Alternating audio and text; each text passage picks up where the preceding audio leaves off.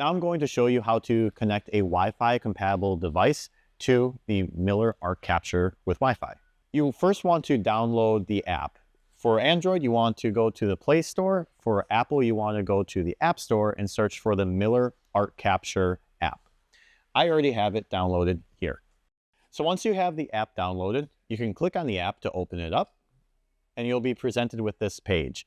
You want to connect to the Wi-Fi because you're connecting to the ArcCapture with Wi-Fi, and a list of available networks will show up.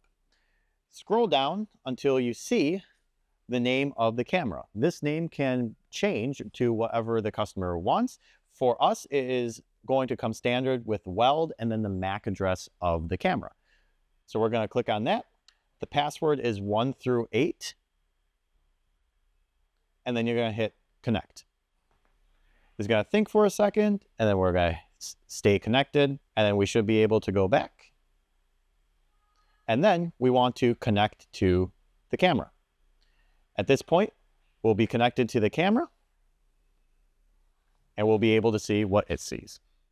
For any additional questions or further instructions, refer to your owner's manual.